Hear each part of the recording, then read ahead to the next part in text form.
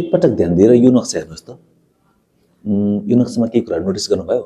यसमा फरक फरक राजनीतिक दलहरूले जितेको क्षेत्रलाई चाहिँ फरक फरक कलरले देखाइएको छ। खासमा मैले यो नक्सा देखाउन खोजेको कारण चाहिँ के हो भने ती जति पनि निलो भागहरू छ नि त्यो भनेको चाहिँ यसपालिको प्रतिनिधि सभा चुनावमा राष्ट्रपालले जितेको क्षेत्रहरू हो।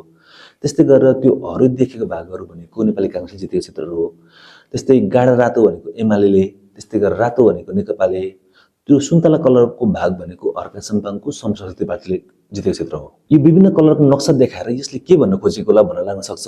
एकछिन पर्खनु चाहिँ मैले यसलाई अलिकति फरक तरिकाले हेरेको छु।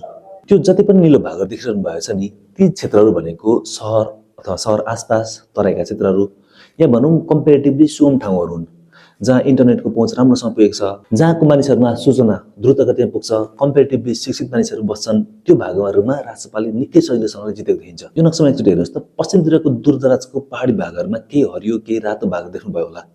ती भागहरूमा कांग्रेस, एमाले, नेकपा लगायतका दलहरूले जितेको क्षेत्र हुन् र ती भागहरू भनेको अझै पनि राम्रोसँग इन्टरनेट नपुगेको क्षेत्र हुन्, राज्यले पाउनुपर्ने अथवा राज्यले दिनुपर्ने सेवा सुविधाहरू नपुगेको क्षेत्रहरू हुन्। अझै पनि त्यहाँको जनताहरूलाई पुरानो पार्टीले चाहिँ वृद्ध भत्ता त हामीले दिएको हो, नयाँ सरकार आयो भने त्यो पनि रोकिदिन्छ भन्दै एक खालको धम्की डर त्रास देखाउँदै चाहिँ ती गरिब र अशिक्षित जनताहरूलाई चाहिँ झुक्क्याएर जितेको जस्तो देखिन्छ।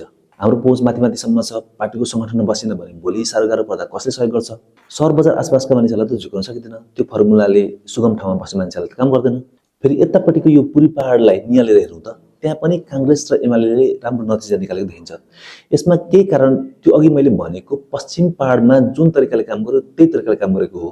तर यी पुरी भागहरूमा यस्तो नतिजा आउनुको अर्को एउटा मुख्य कारण भनेको चाहिँ हर्का साम्पाङको श्रम संस्कृति पार्टीको उदय पनि हो। राष्ट्रपा र श्रम संस्कृति दुई पार्टी नयाँ र वैकल्पिक हुन्।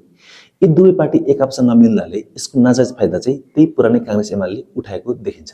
तपाईले यसपालिको चुनावी नतिजा पल्टाएर हेर्नु भने सबै कुरा दुधको दुध पानीको पानी भइहाल्छ। यो भिडियो चाहिँ यसरी सेयर गरिदिनुहोस् कि ती दूर दराजमा बसेका आमा बुबा दाजुभाइ दिदीबहिनी सबैसम्म पुगोस् र अर्को पल्ट चाहिँ यस्तो खालको गल्ती नदोहोरियोस्।